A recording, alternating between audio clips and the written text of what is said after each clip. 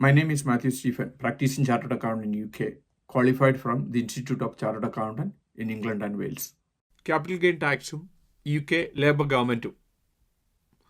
UK-യിൽ ഇനി ഇൻകം ടാക്സും വാറ്റും NI-യും കൂട്ടുകയില്ലെന്ന് പല തവണ ഇലക്ഷൻ ക്യാമ്പയിനിലും ഇലക്ഷൻ മാനിഫെസ്റ്റോയിലും ലേബർ ഗവൺമെൻറ് പറഞ്ഞു കഴിഞ്ഞു. ഇനി എല്ലാവരും ഉറ്റുനോക്കുന്നത് ഗവൺമെൻറ് രൂപീകരിച്ചതിന് ശേഷം ഏത് രീതിയിലുള്ള ടാക്സാണ് ഇനി കൂട്ടുവാൻ പോകുന്നത്. വിദഗ്ധർ പറയുന്നത് ക്യാപിറ്റൽ ഗെയിൻ ടാക്സാണ്. UK-യിലെ ക്യാപിറ്റൽ ഗെയിൻ ടാക്സ് എന്തൊക്കെയെന്ന് നമുക്ക് പരിശോധിക്കാം. ആദ്യമായിട്ട് പ്രോപ്പർട്ടിക്ക് വരുന്ന capital gain tax basic tax പേഴ്സിന് 18%, ഹയർ ആൻഡ് അഡീഷണൽ ടാക്സ് പേഴ്സിന് 24%. ഇത് പേഴ്സണൽ ടാക്സിൻ്റെ റേറ്റ് കമ്പയർ ചെയ്യുമ്പോൾ വളരെയധികം കുറവാണ്.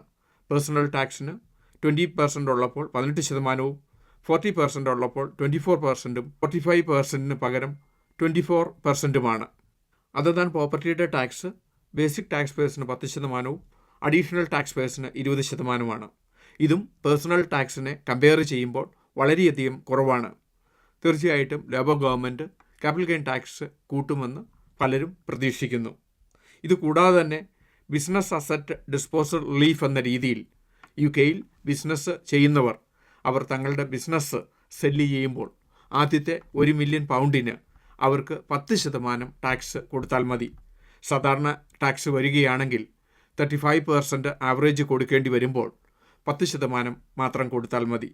UK-യിൽ ഒരു ബിസിനസ് 1 മില്യൺ പൗണ്ടിൽ കൂടുതൽ വിൽക്കുമ്പോൾ സാധാരണ രീതിയിൽ അതിന് 35% ആണെങ്കിൽ 350,000 കൊടുക്കുന്നതിന് പകരം 100,000 പൗണ്ട് കൊടുത്താൽ മതി.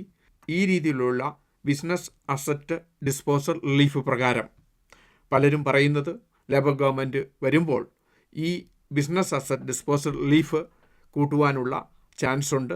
ഇതുവഴി കൂടുതൽ ക്യാപിറ്റൽ ഗെയിൻ ടാക്സ് കൊടുക്കേണ്ടതായി വരുന്നു.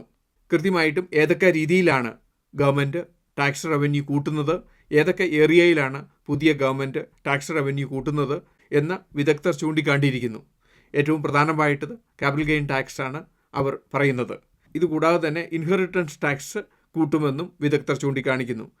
ക്യാപിറ്റൽ ഗെയിൻ ടാക്സിൽ വരാൻ പോകുന്ന മാറ്റം സാധാരണ രീതിയിൽ UK-യിൽ പ്രോപ്പർട്ടി ഉള്ളവർക്കും മറ്റ് സാധാരണ ലോങ് ടൈം അസറ്റ് ഹോൾഡ് ചെയ്യുന്നവരും എല്ലാവരെയും ഈ ടാക്സ് റേറ്റ് ബാധിക്കും. 18%, 24% കൊടുത്തിരുന്നത് കൂടുമ്പോൾ തീർച്ചയായിട്ടും അത് വലിയ ടാക്സിൽ മാറ്റമുണ്ടാകും. അതുപോലെ തന്നെ പ്രോപ്പർട്ടി അല്ലാത്ത ലോങ് ടൈം ക്യാപിറ്റൽ ഗെയിൻ ടാക്സുകൾക്ക് ഷെയർ, സെക്യൂരിറ്റി, മറ്റ് അസറ്റുകൾക്കെല്ലാം 10%, 20% കൊടുത്തിരുന്നത് ഇനി കൂടുകയാണെങ്കിൽ വലിയ മാറ്റങ്ങളാണ് ഉണ്ടാകുന്നത്.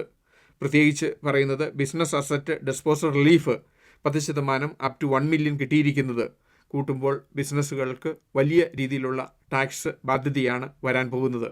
എന്താണെങ്കിലും വരും സമയങ്ങളിൽ ഇത് നമ്മൾക്ക് കാത്തിരുന്ന് കാണാം. ഒക്ടോബർ 18-ന് നോർത്താംപ്ടണിൽ വെച്ച് ഇൻഡോ UK ബിസിനസ് ഷോ നടത്തപ്പെടുന്നു.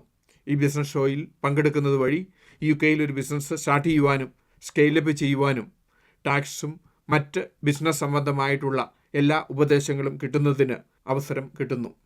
UK ബിസിനസ്സിനെ പറ്റി ഇതിനോടകം 600-ലധികം വീഡിയോ ഞങ്ങളുടെ യൂട്യൂബ് ചാനലിൽ അപ്ലോഡ് ചെയ്തിരിക്കുന്നു.